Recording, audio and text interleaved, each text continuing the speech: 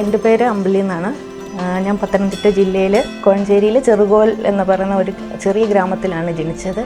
കൂലിപ്പണിക്കാരായ അച്ഛനും അമ്മയ്ക്കും ഞങ്ങൾ 3 മക്കളാണ് ഉണ്ടായിരുന്നത്. അതിൽ രണ്ടാമത്തെ കുട്ടിയാണ് ഞാൻ. +2 വിദ്യാഭ്യാസം കഴിഞ്ഞ് MLTയിൽ ഡിപ്ലോമ എടുത്ത ശേഷം ജോലിക്കെന്നുള്ള രീതിയിൽ ഞാൻ ബോംബെക്ക് പോയി. ആ സമയത്ത് എൻ്റെ ചേച്ചി ഓൾറെഡി ബോംബെയിലുണ്ട്. അന്ന് ചേച്ചി ഒരു ഷെയർ റിക്ഷയിൽ ചേച്ചിയുടെ ഓഫീസിലേക്ക് യാത്ര ചെയ്യുമ്പോൾ എൻ്റെ ഭാഗ്യം കൊണ്ടാവാം ആ സെയിം ഓട്ടോറിക്ഷയിൽ നമ്മുടെ തോമസ് സാറും കമ്പനിയിലേക്ക് വരാൻ വേണ്ടിയിട്ട്. ആ ഓട്ടോ ഡ്രൈവർ ഒരു മലയാളിയാണ്. അപ്പോൾ സാറ് ഡ്രൈവറോട് ഇരുന്നിട്ട് ഇങ്ങനെ ഒരു ലാബ് അടിച്ച കുട്ടീനെ കിട്ടിയാൽ നല്ലതായിരുന്നു എന്നൊക്കെ ഇങ്ങനെ സംസാരിക്കുമ്പോൾ ചേച്ചി അപ്പോൾ ഇരുന്ന് പറഞ്ഞു, എൻ്റെ ഒരു അനിയത്തി ബോംബെയിലേക്ക് ഇങ്ങനെ ഓൾറെഡി ട്രെയിനിലുണ്ട്, ഇങ്ങോട്ട് പോരുന്നുണ്ട് എന്ന് പറഞ്ഞ് സാറ് വന്ന് കാണാൻ പറയുകയാണ് ചെയ്തത്. 1996 ജനുവരി 25-ാം തീയതിയാണ് ഞാൻ അഗപ്പയിലേക്ക് എത്തപ്പെടുന്നത്. ബോംബെ വസൈൽ സത്വേലി എന്ന് പറയുന്ന സ്ഥലത്താണ്.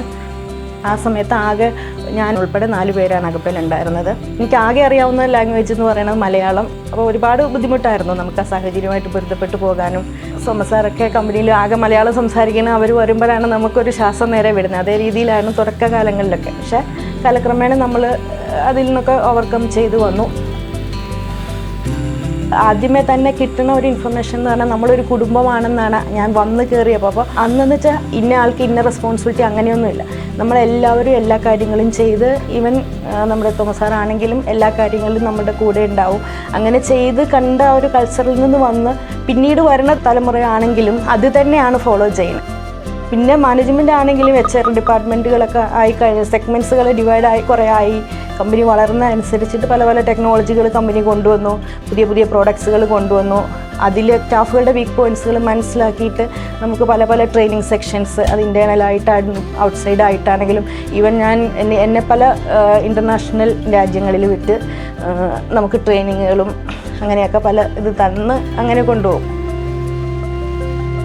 എൻ്റെ ബ്രദർ ആക്ച്വലി വീട്ടിലെ സാഹചര്യം കൊണ്ട് പകുതി വെച്ചിട്ട് പഠിത്തം നിർത്തിയിട്ട് ജോലിക്ക് വന്നതാണ്. കമ്പനിയുടെ ഒരു സപ്പോർട്ട് ഞങ്ങൾക്ക് കിട്ടി. പുള്ളിക്കാരന് ഒരു ഓഫീസ് അസിസ്റ്റൻ്റായിട്ട് ജോലി കൊടുക്കുകയും, അപ്പോൾ ബോംബെയിലുള്ള ലൈഫ് സ്ട്രക്ചറിൽ പുള്ളിക്കാരന് പല കൂട്ടുകെട്ടുകളും അങ്ങനെ ഇങ്ങനെയായി. പിന്നെ ജോലി സ്ഥിരം വരാതെയായി. അങ്ങനെ പുള്ളിക്കിടയ്ക്ക് വെച്ച് ജോലി വിട്ട് പിരിഞ്ഞേണ്ടി വന്നു.